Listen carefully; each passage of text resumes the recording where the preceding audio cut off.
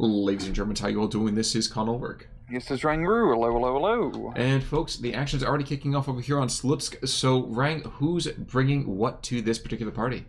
On left-hand side in the blue, we have Yabo playing 5th Cav with a balance or Maverick income. And on the right-hand side in red, we have Yamin, with an exclamation mark, playing 126 Mountain Core with a balanced income. So, it's been a while since we've seen the 126th. 5th, we know how these guys play, but, mountain troops basically over here for the 126th. Anything else as a surprise, or no? No, not really. Both pretty even matchups, more elite infantry divisions with not a whole lot of ground assets, but a good amount of aerial support. It's just to be pretty interesting, especially on a map like Slutsk with how open it is. This is usually a map where it, dominates for the tank player. But there's not really many tanks for either player to really take advantage of. The rather interesting thing here is the Hurricane, unfortunately, could not get its rocket run online in time here. So, honestly, a lot of the 5th is able to unload and get set up, which is very, very fortunate for them. That could have put them in a really hard place to see, a couple machine guns and these snipers really kind of locked down.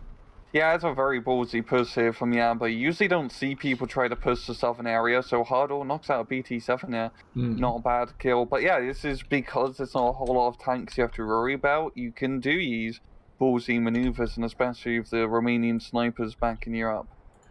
Well, and not for nothing, too, but we have these light P2s. I mean, those guys are not pushovers either. I mean, for what they are, of course.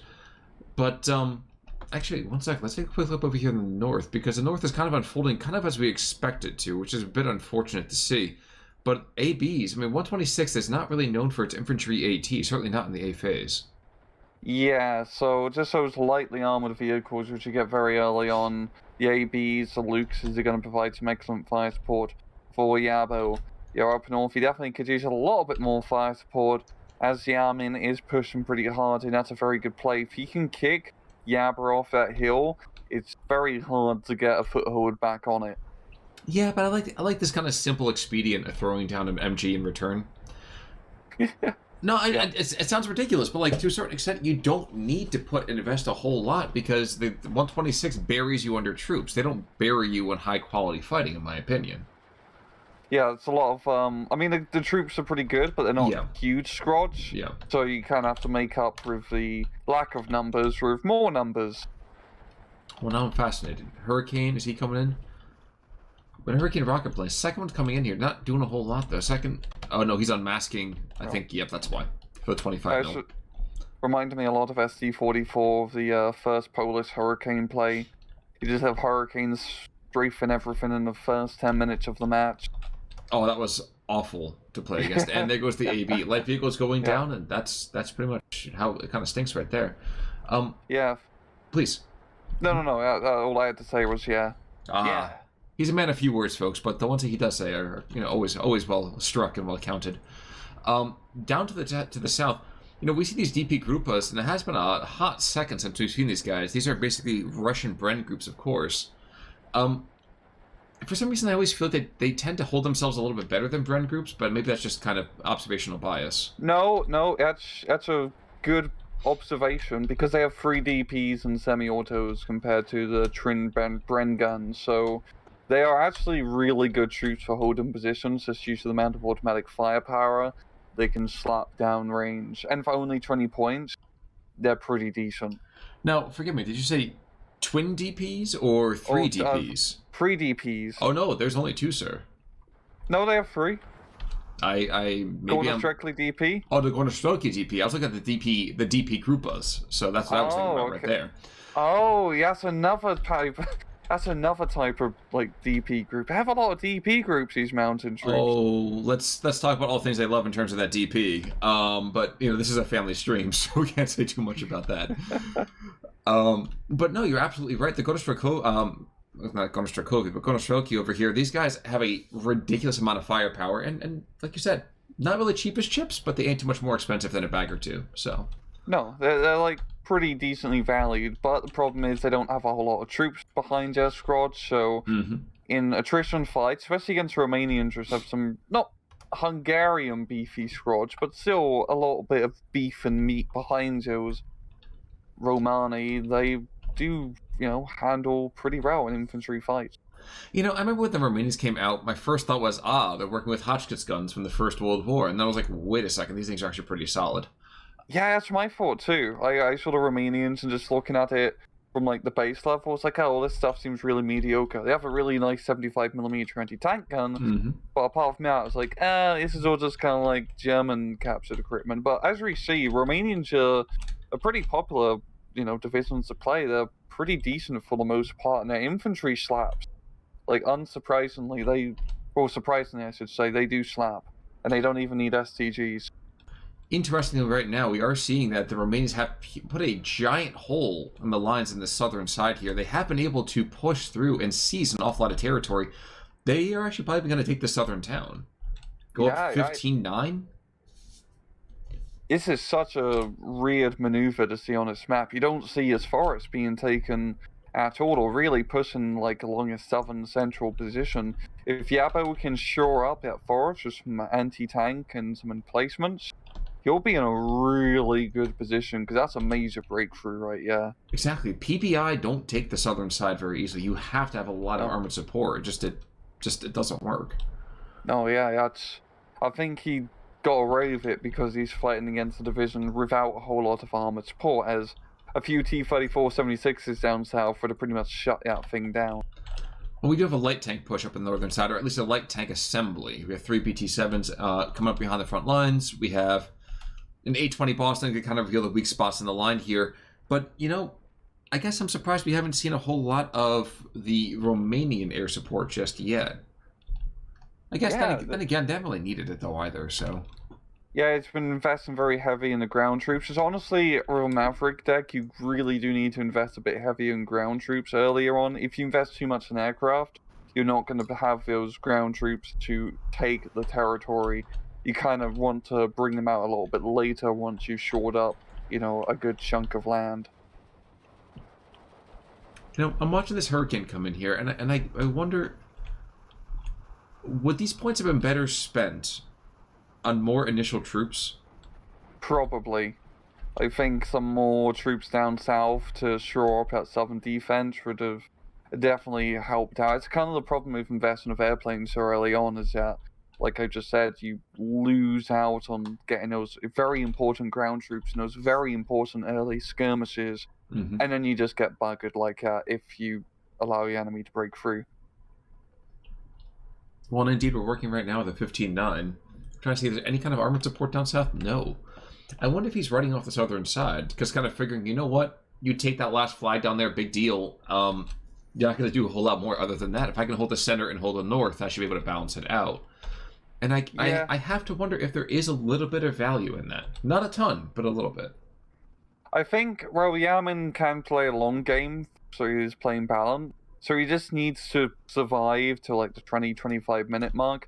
If he can capture one of these flags up north, he can at least bring it down to a +1 bleed, which he can survive a +1 bleed, but a +2 IS rate, he's not going to be in a good position. He could also have to get one of the flags down south just by the road, yeah.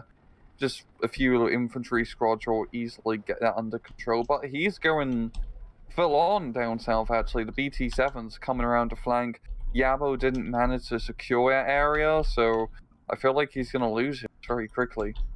Unless, of course, there's 45 mil who's watching the road.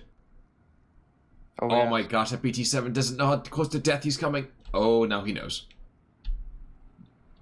No, he doesn't? Wow, this is quite curious. And then Vizorii over here coming on in with those anti-tank grenades. So, those are the Magnum ones, weren't they? The ones they kind of hurl with the streamers out the back? Yeah, that's... Yes, and when they blew up, there was like a bunch of confetti as well. I know right now you're playing it as a sarcastic joke here, but like, hand to God, I remember learning about the first time one BT-7 going down. Is that the courtesy? Good Lord, what the heck was that from? Oh, it was the receipt down at the bottom of that. That's wow. Okay.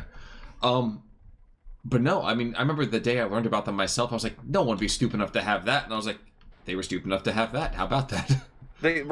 Like the magnetic grenade, which is Germans used, had like streamers coming out of it when you threw it? Yes, to stabilize it in flight, because it was meant to be used to make greater distance, so you could throw it, and streamers came out the back. to stabilize I it in never... flight. It was like a shuttlecock, basically. Yeah. I always thought that, like, you're meant to literally just run up to the tank and stick it to it, and maybe, like, chuck it at short distance and hope for the best, but I didn't realize they try to actually make it better for long range. I mean, it makes sense. You don't want to get too close to a tank in the end. Oh no, the absolute early ones. This might even be the HHL 3s. But the early ones, we're jamming on top of a tank and then duck. But the later ones actually had the streamers on the back to help you kind of stabilize it in flight. It was like 20 or 30 meters. So it wasn't a whole lot. But it was today I learned. The more you know. But no, as we've been kind of prattling over here about the theories of German anti-tank, we are seeing actually a fair number of 50 mils have been coming out here, and you know us, we always love having those stovepipes, and they've been achieving quite a bit here. I'm trying to see right now. I'm sorry, please. No, just a good amount of fire support, yeah, and Yamin is slowly but surely actually regaining the southern territory. Yabo did not manage to really fortify it well, so if the Gornostrelkovy is coming in, he's going to have a bad time. Oh, absolutely. I mean, there has been some 60 mils going the other direction and forced some debarkation, but this is supposed to be the high water mark of the 5th Romanian, so next 8.5 minutes are quite critical here, and I don't know if he's got the momentum right now. Yeah, I mean, he completely lost his southern momentum, which is in such a critical time, just like as you said. It's gonna be pretty difficult. Yabo needs to open up another flank and try to make another big breakthrough. He has a big point income advantage right now, so he better bloody make the most of it. And it seems like that's what he's doing up north with all Granatieri. So I probably said that wrong. Well, I just kind of turned it into like an Italian C, so the Granatieri maybe? I don't know. But the point being here, though, too, is this is when the Lees come in, which doesn't sound too super scary until you realize that there's only a handful of Stogs coming the other direction from the Romanians, and that's when it actually gets a little bit rough. Oh yeah, the Gornostrelkovys get a whole heap of M3 Lees. Yes, they do. They're pretty... In the fire support role, they're not that bad.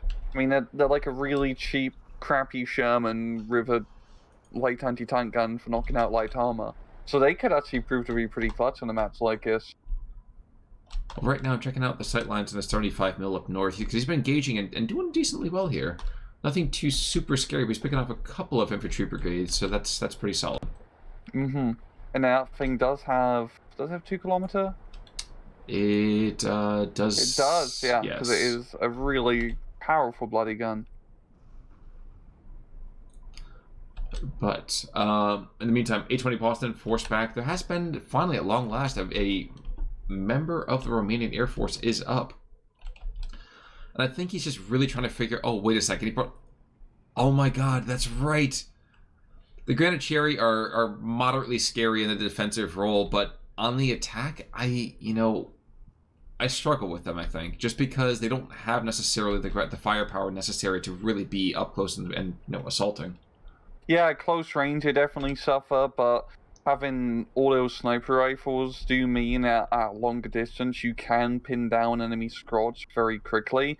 But yeah, if he runs close to those Musk Avtors, he's not gonna. Yeah, especially they have the bloody Tommy guns. He's not gonna have a good time at all. Well, even the Pakotas over here too, because the Pakotas have a double DP. So again, long range firepower. It's not going to be the easiest to kind of aggress against them. No, you are definitely correct, yeah.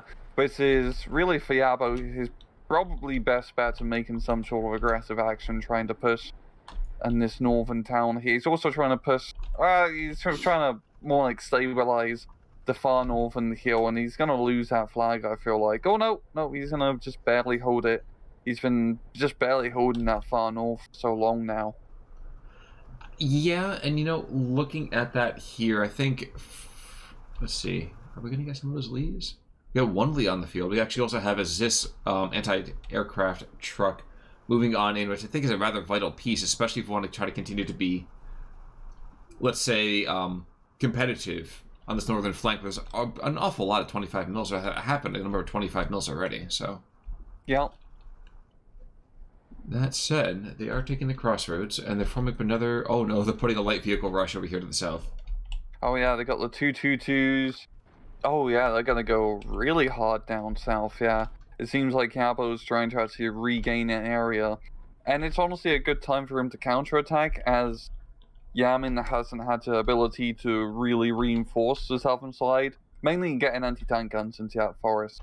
So Yabo, he does have an opportunity to regain some momentum down south if he can make his light armored tank, like Rush. the 222 rush Yeah. work, and bring up some infantry to clear the forest, he'd be in a decent spot, I think.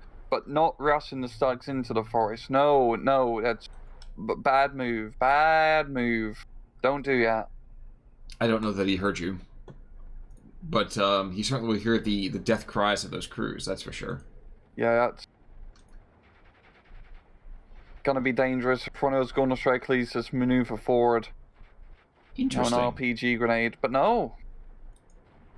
Oh, yeah, Yabo was pretty lucky in that engagement. Yeah, Yamin really could have screwed him over. Also, another kind of push. You know, he's not even just encouraged just to stabilize the northern flank. He wants to push it back completely. Oh, wow. I don't know that I like this very much, but I mean, we'll have to take a look on that to see how that goes. I'm more fascinated to see this 222 push to the south. And the Stokes are charging it as well. Oh my gosh, this has never had a more beautiful shot than right this second. Here's 2 dead Stokes.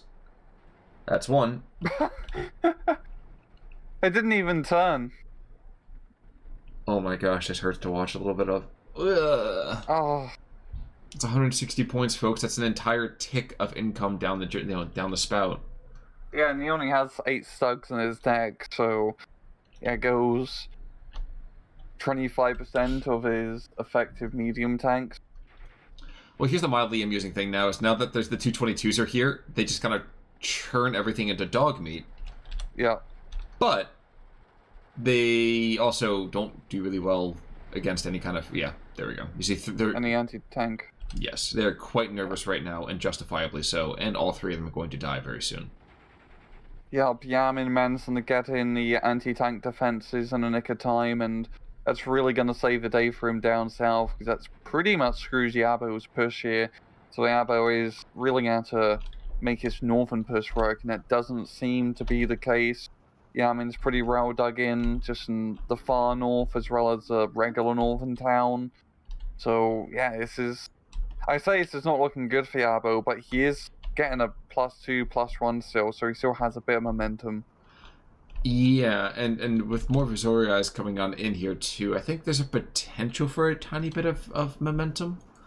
But that ranks up there at the same time with the pioneering assaults that are up to the far north, which actually I'm surprised he hasn't activated them just yet. I think it's just because he's focused on this push in the center. Yeah. Trail the micros going here.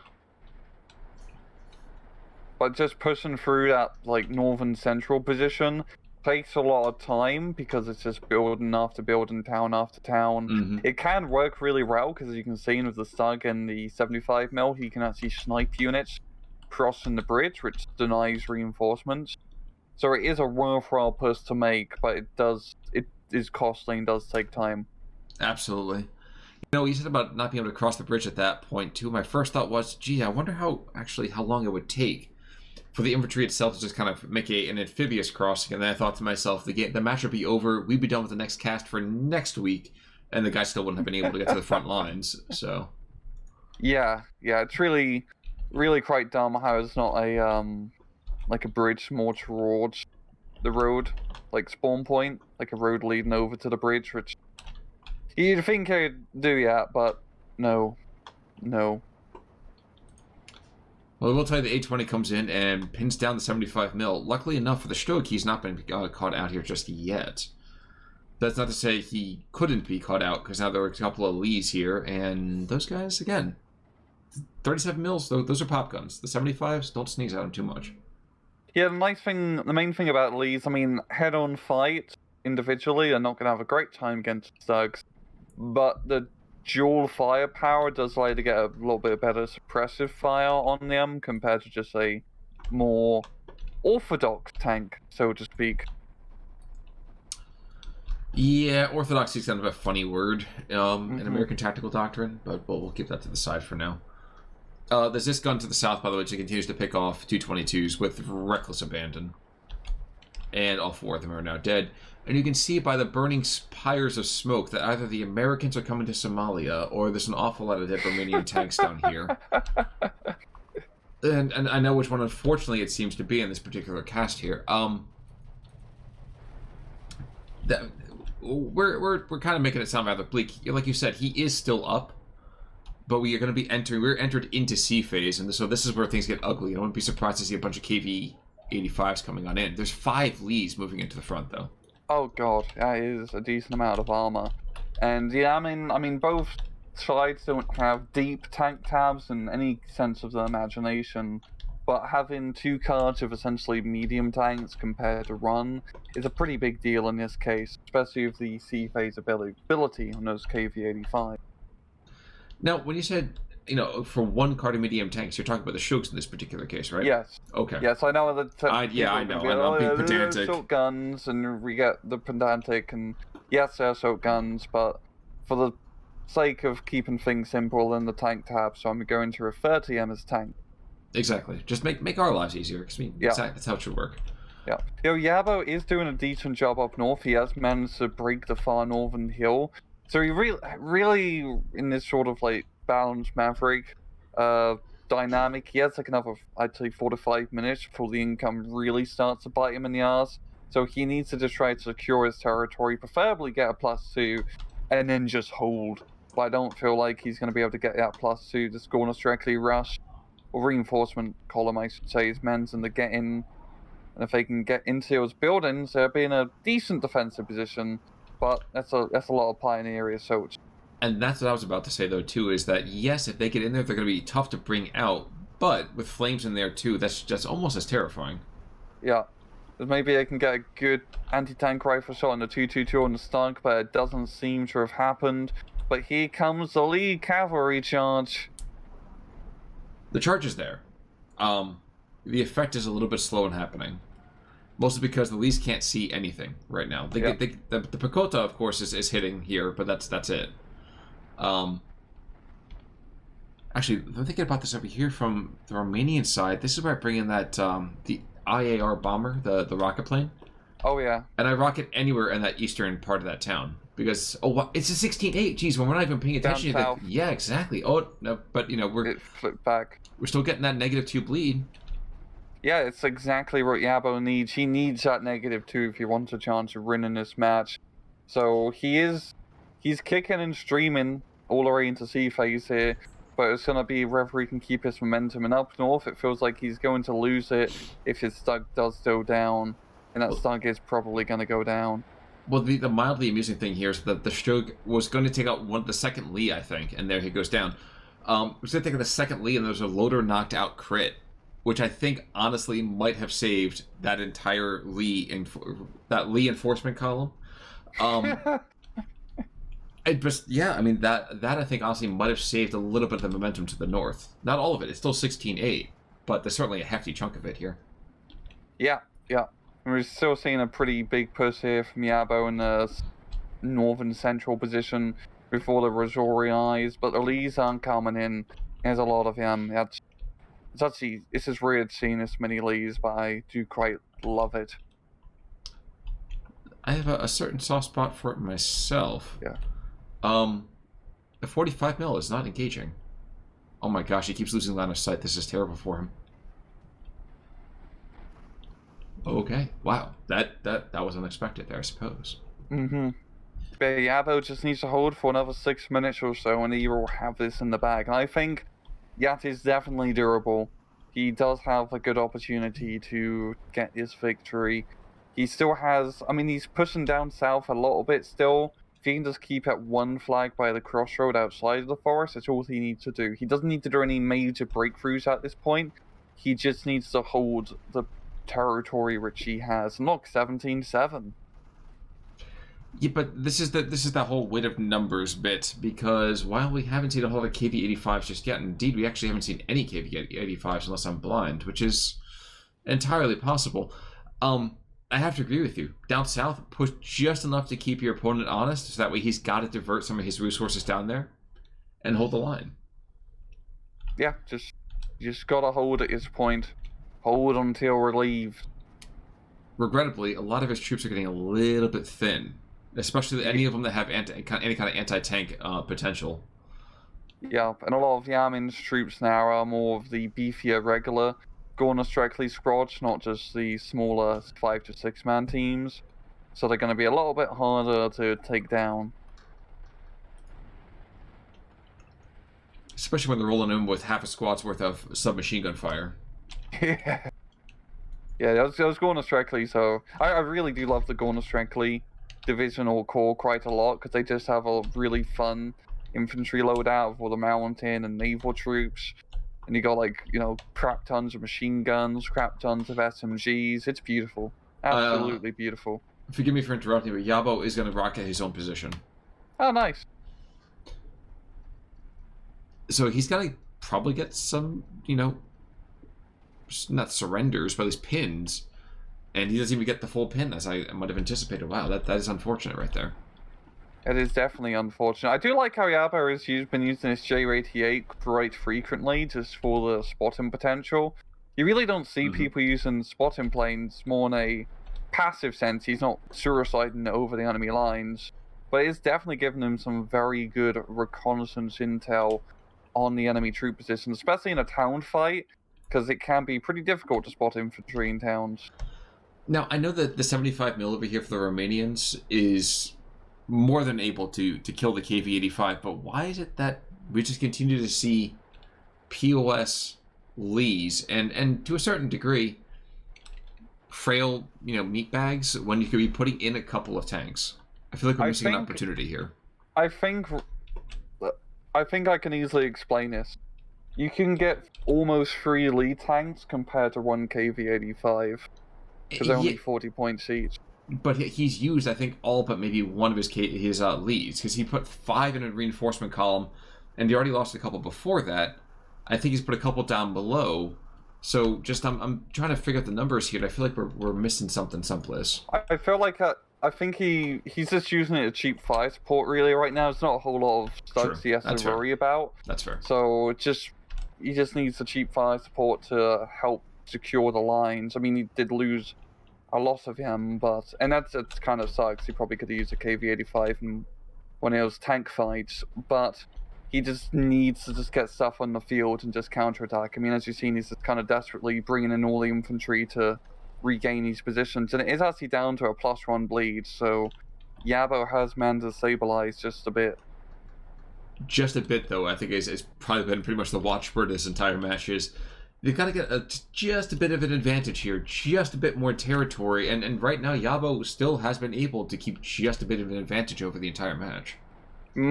He is playing balance, so of course he's not going to have an early game initiative, but he's been holding pretty well considering. It does feel like the momentum is starting to go more into his favor, and a +1 bleed with 4 minutes left in the match. I mean, Yabo can actually take us back. That's enough time to push on through. Well, like you said, the big thing here is if you're able to wait 3, 4, 5 minutes into that C phase, that's where the weight of numbers should tell. And I think maybe the reason we haven't seen a whole lot from Yamin over here until now is because he was just that far behind in terms of numbers. Yeah, that's definitely the case. It does take like 5 to 10 minutes really for the rate of numbers for C phase decks to really come into play against Maverick, and as you're seeing up north, it is definitely coming into effect. Yamin's making some rather fantastic territorial gains here, almost getting the opposing flag. He has to go through 2 2-2-2s and a stug, which does seem kind of annoying. There's no real anti-tank up here. And a 25mm in defilade, so good freaking luck on that one. There's only so much they can shoot, and he has a lot of infantry. There might be only so much he can shoot, and there's a lot of infantry, but you still got to churn through them, and you have 3 minutes. You're on the clock. Oh yeah. Doesn't have a whole lot of time. I think down south would be a decent opportunity for Yamin to push, but Yabo managing to grab another flag down south with the Granatieri, and that's going to be a 1 minute bleed, and this could be it. This could be it, honestly. That's a little FU flag where you're like, oh, my opponent's left this unopened, and you're like, there we go. Yeah. It's one of those really annoying flag positions which is out in the middle of the road, so the only way you can hold it is by having a keep infantry squad just standing in the middle of a field. It's not very tactical for them, but the strategic gains are very important. Exactly. And you know what? Right now, it's back to a 14-10. So we still on our knife's edge. This might actually be one of those things that we get right down to the end, and then that's when things go really, really pear-shaped for one side. But if this is Yabo, it's been a hell of a game. And this is Yamin. It's a bit of a heartbreak that he wasn't able to kind of bring this back here in this C phase. Yeah, it's only 1 minute 30 left, and he just needs to hold onto every single flag which he can get. Down south, I think Yamin is going to flip one of his flags over here, the sneaky little infantry maneuver. And yeah, at this point of Yabo, you're just kind of doing desperate moves to just hold on to whatever territory you still have control over. Well, the funny thing is, if you look to the northern side, there's a Gornostrelkovy and a Superior, getting shellacked by pretty much everything and anything that he can kind of loft that direction.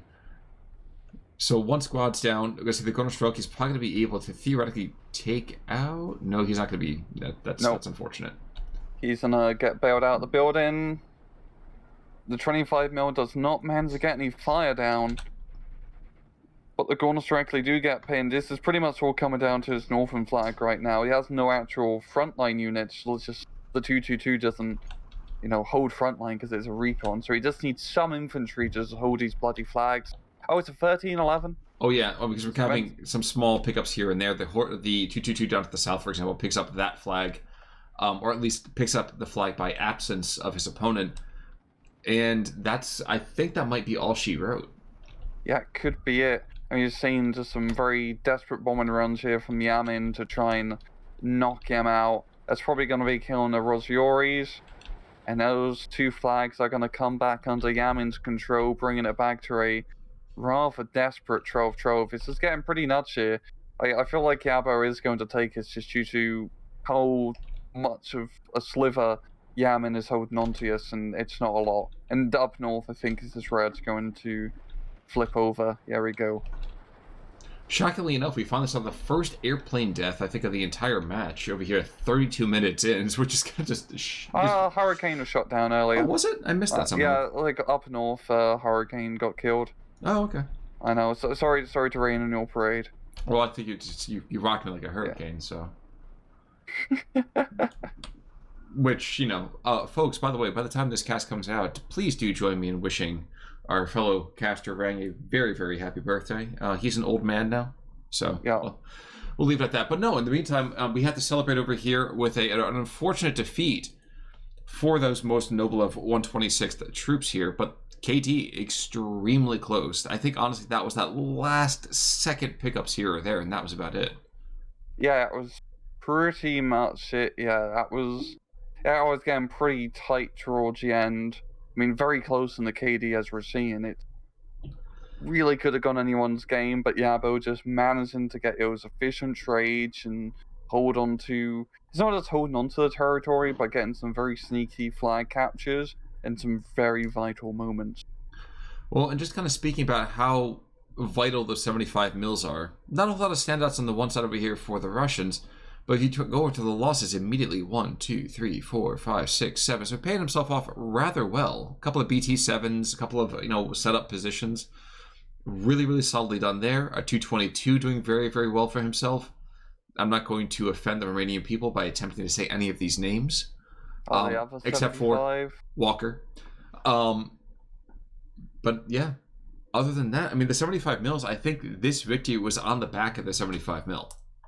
Yeah, we didn't really notice them too much, but they are very effective units. Not just for their long-range anti-tank capabilities, but you can use them like a Zis gun as artillery, and just their fire support capabilities as well in that regard can be pretty useful, especially as we short towards the end, like trying to suppress those Gornostrelkovys. And they never really got counter-batteried or really threatened. He just kept him back, and he didn't have to worry about getting blown up with them. There's no long-range tanks to counter, and that's one of the big problems with 126 is the lack of armor.